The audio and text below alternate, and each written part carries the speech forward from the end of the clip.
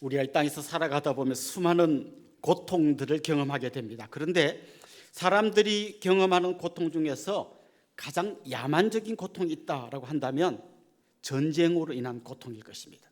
지금도 우크라이나, 러시아가 전쟁 중에 있고 팔레스타인에서도 전쟁이 있습니다. 또 내전이 계속되는 그런 나라들도 많이 있습니다.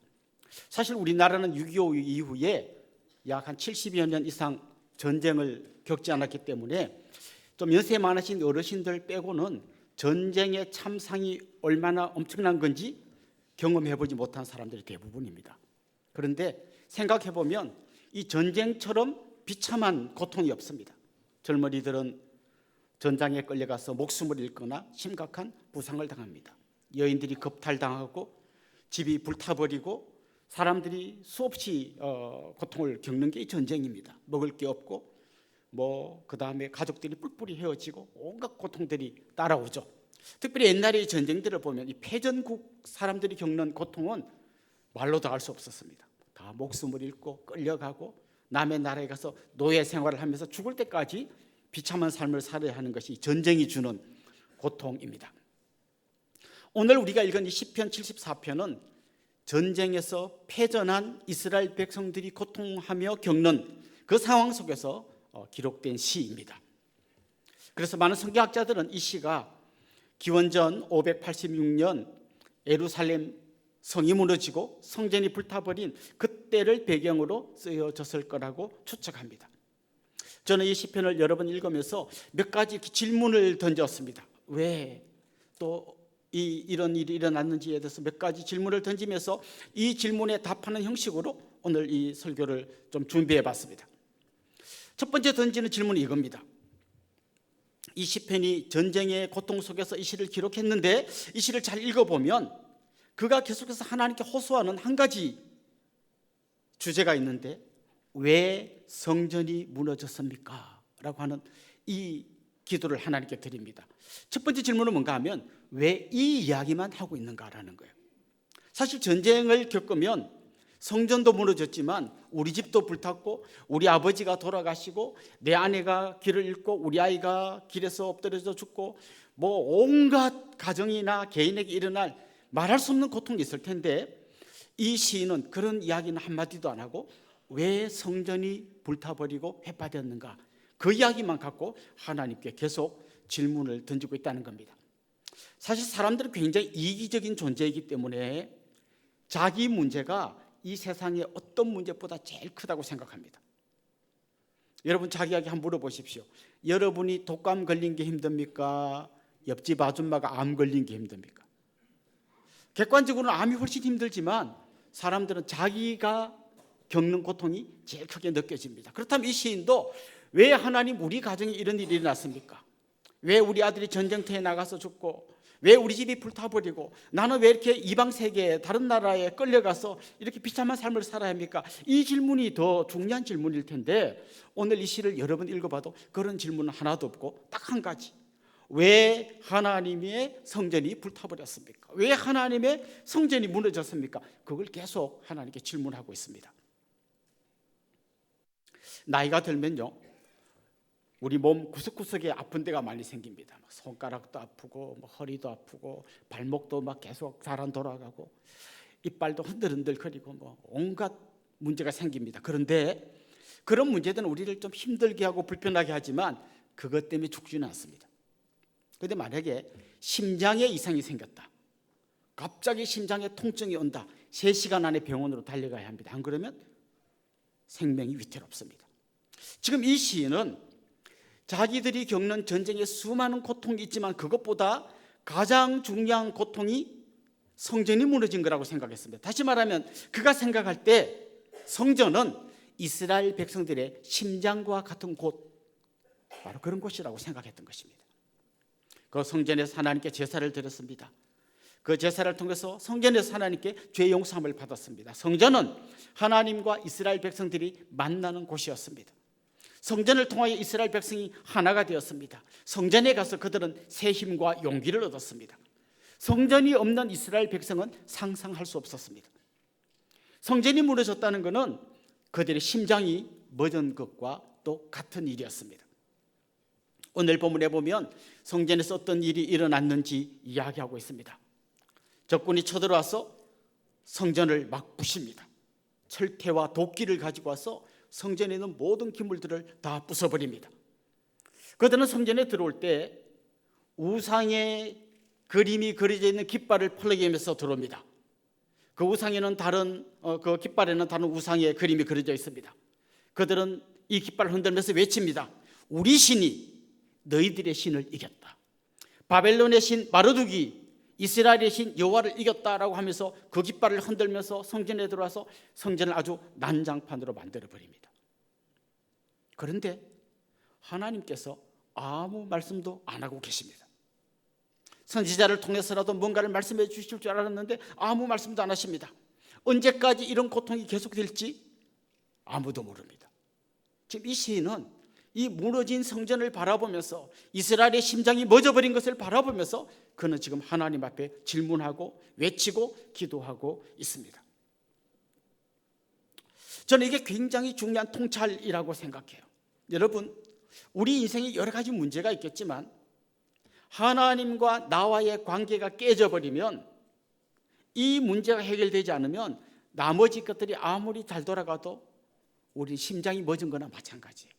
나는 손도 건강하고 발도 건강하고 다 건강해, 이빨 하나 흔들리는 게 없어. 그래도 내 심장이 멎으면 내 생명이 끝나는 거예요. 지금 이스라엘 백성들은 그런 상황에 있었던 거죠. 예수님께서도 요한복음 15장 5절에서 이런 말씀을 주셨습니다. 나는 포도나무요 너희는 가지라. 그가 내 안에 내가 그 안에 거하면 사람이 열매를 많이 맺나니. 우리 빨간 글자로 된 거 한번 같이 읽어봅시다. 나를 떠나서는 너희가 아무것도 할 수 없습니다. 이런 포도나무가 있고 거기에 붙은 가지가 있습니다. 그런데 가지가 포도나무로부터 떨어지면 그 떨어져 나온 가지에다가 물을 주고 거름을 줘도 어떤 열매도 맺히지 않습니다. 거기에 내가 물을 덜 줘서 그런가, 거름을 덜 줘서 그런가? 아니에요. 이 나무로부터 떨어져서 그런 문제가 생기는 겁니다. 예수님 뭐라 그랬습니까? 나를 떠나서는 너희가 신앙생활을 못할 거다, 이렇게 말하지 않았어요. 나를 떠나서는 너희가 아무것도 할 수 없다. 영어 성경에 보면 nothing이라고 그랬어요. nothing. 아무것도 못합니다. 주님을 떠나서 경제생활, 주님을 떠나서 자녀 교육, 주님을 떠나서 내 인생의 꿈을 펼치려고 아무리 몸부림쳐도 주님으로부터 떨어져 나온 가지에서는 어떤 열매도 맺히지 않습니다. 오늘 이 시인이 굉장히 정확하게 본 거예요. 내 인생의 진짜 문제는 지금 우리 집이 불타고 우리 아들이 전쟁터에서 죽고 내가 이방 땅에 끌려가고 수많은 문제가 있습니다만 이 문제의 뿌리에 진짜 문제가 있는데 하나님의 성전이 무너졌다는 겁니다. 다른 말로 하면 하나님과의 관계가 깨졌다는 것이죠. 그렇다면 이 시인이 지금 생각하고 있는 게 뭔가 하면 이스라엘이 회복되려면 무너진 우리 집을 지어야 되고 전쟁터에 끌려간 우리 아들이 돌아와야 되고 수많은 문제가 있겠지만 그것보다 먼저 되어져야 할 일이 있는데 바로 하나님의 성전이 회복되는 것. 다른 말로 하면 하나님과 이스라엘 백성들의 관계가 회복되는 것. 이게 첫 번째라는 것이죠. 열왕기상 8장에 보면 솔로몬이 성전을 다 완공한 다음에 하나님께 기도한 내용이 나와요. 그런데 그 기도 중에 이런 내용이 나옵니다. 하나님, 나중에 우리 후손들이 전쟁에서 져가지고 다른 나라의 적국에 끌려가 있을 때라도 그때라도 이 성전을 향해서 기도하면 하나님 들어주세요. 하나님, 비가 안 오고 가뭄이 들고 농사가 안 되고 나라가 쫄딱 망하고 전염병이 돌고 어떤 어려움이 올 때라도 이 백성들이 하나님의 성전을 향해서 기도하거든 그 기도 들어주세요. 그게 솔로몬이 성전을 완공한 다음에 하나님께 올려드린 기도였습니다. 이스라엘 백성의 모든 삶의 한복판에 성전이 있었던 것처럼 우리들 모든 삶의 한복판에 하나님과 우리와의 관계가 있는 것입니다. 아마 이렇게 질문하는 분도 있을 겁니다. 하나님 안 섬기는데도 잘 사는 사람들이 있던데요. 한마디로 말하면 하나님은 버린 사람들에 대해서는 아무 간섭을 하지 않습니다. 부럽습니까? 제가 옛날에 우리 청소년들을 많이 지도할 때 뭐 별의별 일이 다 있습니다. 이렇게 어떤 애가 사고 쳐가지고 경찰서에 잡혀갔어요. 유리창을 깨가지고 친구들이 막 훔치는데 거기 얼쩡얼쩡거리다 거기 애들이 여러 명 경찰서에 잡혀갔습니다. 어떻게 그 애를 좀 잘 빼내볼까 싶어서 경찰서를 찾아간 적이 있습니다. 거기에 보면 이제 여러 장면들이 펼쳐집니다. 엄마들이 전부 다 소환되어 아빠들이 소환되어 왔어요. 그래서 아빠와 엄마들의 중요한 작전이 뭔가 하면 그 경찰이 보는 앞에서 이 아이의 막 기싸대기를 날리고 이 자식아 정신 안 차려 해서 경찰이 미안해서라도 풀어주게 하는 작전을 많이 했어요. 근데 거기에 아무 부모가 안 온 애가 있어요. 그래서 경찰이 전화합니다. 지금 당신 아들이 사고 쳐서 경찰에 잡혀 있습니다. 빨리 오세요. 근데 이런 대답이 들려오는 거예요. 우리 아들 아닙니다. 죽이든 살리든 마음대로 하세요. 그 아이는 어떤 마음이어야 합니까? 옆에는 자기 아버지한테 기싸대기 맞고 막 코피 터지고 하는데 자기는 우리 아들 아니니까 나는 행복해. 이래야 이거 제정신 아닌 거죠. 그러면 이거는 하나님을 떠났는데 아무 문제가 없어요. 그건 버림받은 자식이에요. 그걸 부르고 할 게 아니라 정말 깨진 하나님과 나와의 관계를 회복하는 이 일에 내 인생을 다 걸어야 하는 거예요. 여러분 남편이 회사에서 잘린 거 그것 때문에 울지 마시고 남편이 예수님을 떠난 것 때문에 우셔야 돼요. 우리 아들이 대학 떨어진 것 때문에 우시지 마시고 아들이 하나님 떠난 것 때문에 가슴을 찢으며 우셔야 돼요. 이게 전부고 이게 핵심이에요. 성전이 무너지면 다른 거 농사가 잘 되고 우리 집에 뭐 5만 개 잘 되고 다 무너진 거나 마찬가지인 것이죠. 여러분 인생에 문제가 꼬이고 막 어디서 풀어야 될지 모르게 막 실타래가 다 엉킨 것 같은 그런 상황이십니까? 뭐부터 시작해야 되는지 아시겠습니까? 하나님과의 관계부터 바로 세워야 합니다. 이게 1번이 되어야 합니다. 그래야 우리 인생에 답들이 나오게 되는 것입니다. 이제 저는 오늘 이 말씀을 보면서 두 번째 질문을 던져보았습니다. 지금 이 시인은 하나님을 어떤 분으로 생각하고 있을까? 지금 이방 군대가 우상의 깃발을 휘날리면서 들어와서 하나님의 성전을 다 부수어도 가만 계시는 하나님, 그 하나님을 이 시인은 어떤 하나님이라고 생각하고 있었을까? 그 이방인들이 큰 소리 칩니다. 깃발을 흔듭니다. 우리 신이 너희 신을 이겼다. 바벨론의 신 마르뚝이 이스라엘의 신 여호와를 이겼다라고 소리칠 때 하나님 가만 계시잖아요. 이런 질문이 들 법하지 않습니까? 하나님 힘이 없나? 하나님 안 계시나? 진짜 하나님이 마르뚝보다 약한가? 온갖 질문이 들지 않겠습니까? 이 시는 어떤 마음으로 이 시를 쓴지 한번 잘 보십시오. 그는 이 절망의 상황에서도 여전히 하나님을 신뢰하고 있습니다. 우리 13절 14절 같이 한번 읽어보겠습니다. 주께서 주의 능력으로 바다를 나누시고 물 가운데 용들의 머리를 깨뜨리셨으며 리워 야단의 머리를 부수시고 사막에 사는 자에게 음식물로 주셨으며. 여기에 보면요 용들, 리워 야단 이런 표현들이 나옵니다. 이건 한마디로 말하면 전설 속의 괴물이에요. 하나님께서 천지를 창조하실 때 어두움을 끝내시고 빛을 만드셨어요. 그 무질서를 끝내고 하나님은 질서정연한 세상을 만드셨어요. 그래서 이 시인은 이렇게 말하는 겁니다. 그 어두움을 마치 그 괴물 같은 리워 야단에 비유하는 거예요. 하나님 그 괴물들의 머리를 깨버리시고 승리하신 것처럼 어둠을 깨고 빛을 창조하셨습니다.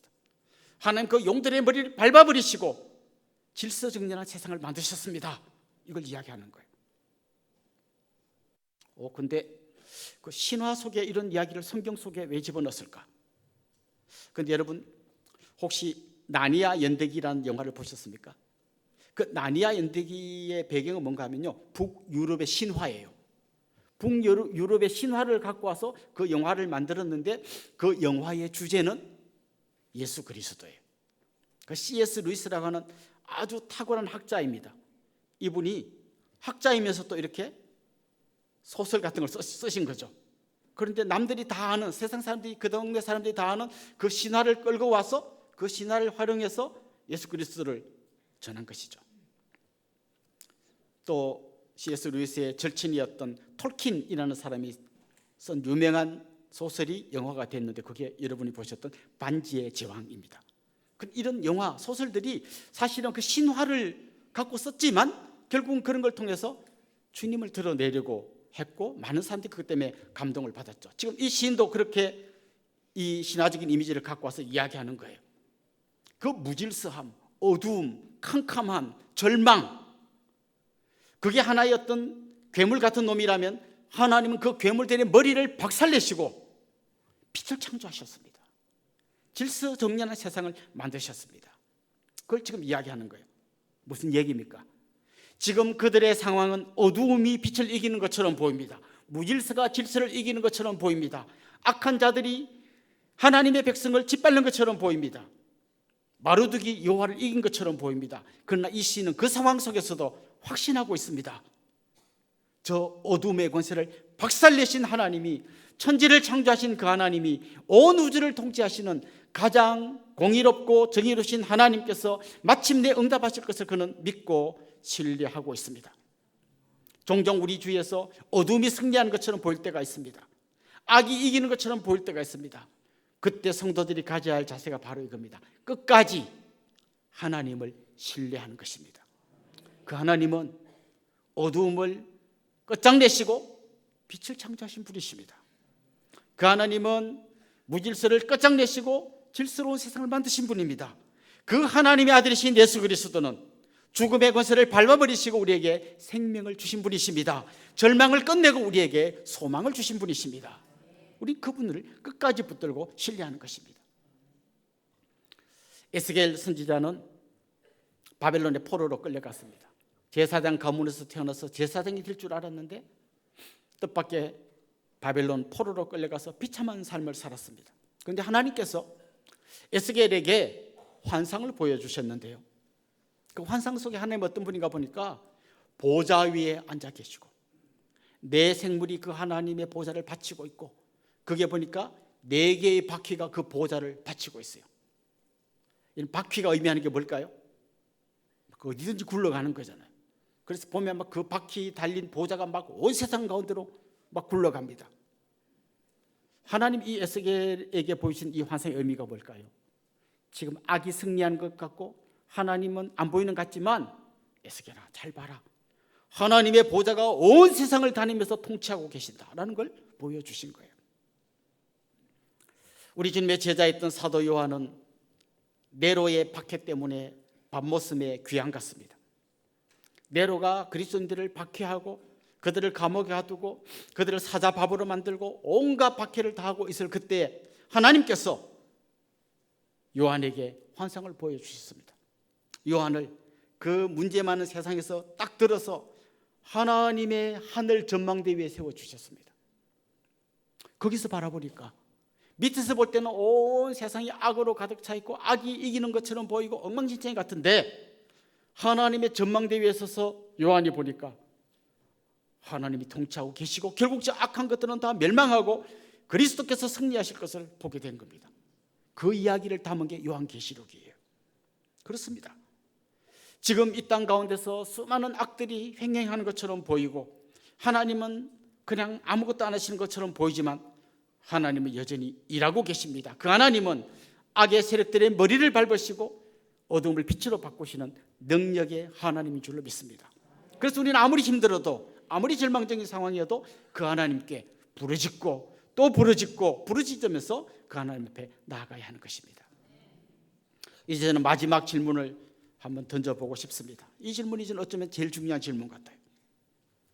이 시인의 기도는 어떻게 응답되었는가라는 거예요. 보통 여러분 이 시편도 보면 전반부와 후반부가 이렇게 나눠진 시가 많아요. 전반부에는 하나님 저 죽겠어요, 막 하나님 뭐 하세요, 막 하나님께 막 힘들다고 호소하는 게 나오다가 후반부에 가면 할렐루야 하나님을 찬송하는 게 나와요. 왜 그럴까요? 기도가 응답된 거죠. 여러분 지난주 시편 73편 말씀 기억납니까? 하나님 악한 사람은 잘 되고 의인은 고통당하는데 하나님 어찌하여 이런 일이 일어납니까? 저 이것 때문에 실족해서 넘어질 뻔했습니다. 막 이런 얘기가 쭉 나오다가 마지막에 딱 하면 반전이 일어나잖아요. 내가 하나님의 성소에 들어갈 때 답을 얻었습니다. 반전이 일어나요. 그럼 이 시편 74편에는 어떤 반전이 일어날까요? 아무 반전도 일어나지 않습니다. 이게 우리가 던져야 될 중요한 질문이에요. 이 시편 74편에 보면 이 시인이 계속 하나님께 부르짖습니다. 하나님, 우리와 맺은 언약을 기억해 주셔야 하지 않겠습니까? 이 백성이 학대당하고 있는데 그냥 계실 겁니까? 가난하고 궁핍한 자를 불쌍히 여겨 주십시오. 하나님, 원통합니다. 저 대적들 어떻게 하실 겁니까? 막 하다가 갑자기 이 시가 딱 끝나버려요. 드라마 볼 때 이런 드라마가 제일 우리를 힘들게 합니다. 해피엔딩이 돼야 되는데 막 갈등하더니 탁 끝나서 끝이래. 어떻게 된 거야? 이 시가 그런 시예요. 이 시는 반전이 없어요. 고통하다가 하나님 감사해요 이렇게 돼야 되는데 그런 거 없이 계속 부르짖다가 끝났어요. 그 사람들이 이제 질문을 던져야 되는 거죠. 이 시인의 기도는 어떻게 응답되었을까? 그건 이 시편 74편에 더 이상 얘기가 나오지 않아요. 그러나 우리는 역사 속에서 그 답을 알고 있습니다. 이 무너진 성전이 나중에 고레스가 이스라엘 백성들 돌아가도 좋다 해서 돌아와가지고 스룹바벨과 함께 새로운 성전을 건축하면서 이 시인의 기도가 응답됩니다. 새로운 성전이 건축됐어요. 그런데 그 성전이 건축되긴 건축됐어요. 응답되긴 응답됐는데 너무 초라한 성전이에요. 솔로몬이 세웠던 그 멋진 성전이 아니라 너무너무 초라한, 정말 그 솔로몬의 성전을 기억하던 분들이 그걸 보고 눈물을 흘리면서 울 정도로 너무 초라한 성전이었어요. 이 시인의 기도가 응답되는데 이게 응답이라고 하기엔 이게 너무 약해요.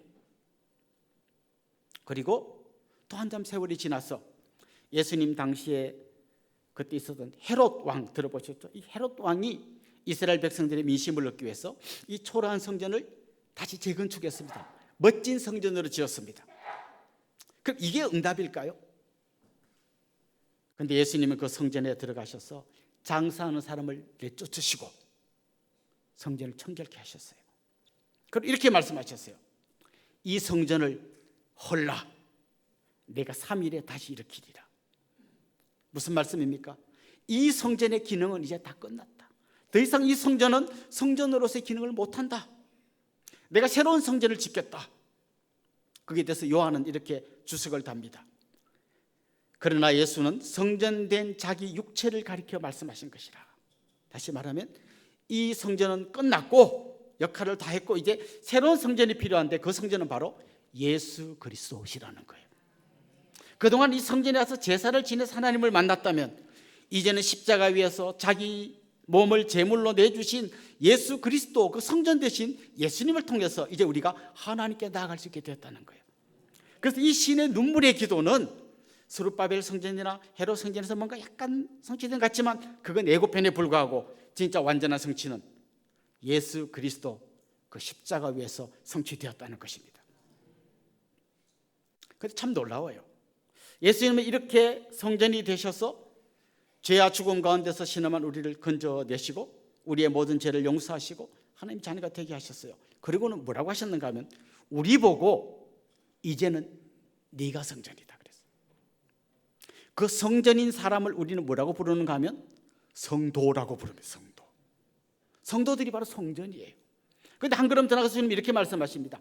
이 성전인 사람이 하나 둘 모여서 이룬 공동체, 교회, 그 교회가 바로 이 시대의 성전이고 성전의 역할을 해야 한다고 말씀하십니다. 그리고 우리 교회가 성전입니다. 이 교회 건물이 성전이 아니고 여러분 공동체가 모인 이 공동체가 성전인 것입니다. 그래서 이제는 이 무너진 성전을 보면서 탄식하던 이 시인의 탄식 대신에 우리는 그 답을 교회 공동체에서 찾아야 합니다. 이 교회를 통해서 상처가 치유되고 여러 가지 어려움 속에서 눈물을 흘리는 사람들이 회복되고 하나님께로 돌아오는 놀라운 역사가 교회를 통해서 일어나야 합니다. 그래서 안타깝게도 코로나 이후에 교회 없이 그냥 혼자서 유튜브 보면서 예배 드리는 분들은 성전을 잃어버린 사람들이에요. 이 예배당 건물이 아니라 이 공동체를 잃어버리면 성전을 잃어버린 거예요. 굉장히 힘든 신앙생활을 하고 있는 겁니다. 여러분 중에 그런 분이 계시다면 그분들이 교회로 돌아오셔서 정말 주님께서 새롭게 회복한 이 성전 가운데서 하나님을 예배하게 해야 하는 것이죠.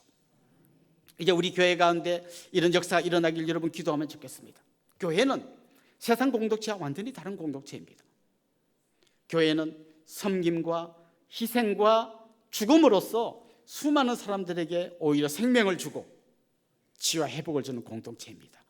저는 우리 교회가 그런 교회가 되기를 원하고, 여러분 한 분 한 분이 움직이는 교회가 되셔서 여러분의 가정을 회복시키고 여러분이 속한 공동체를 회복시키는 그런 복된 역사가 계속되기를 주의 이름으로 축원합니다.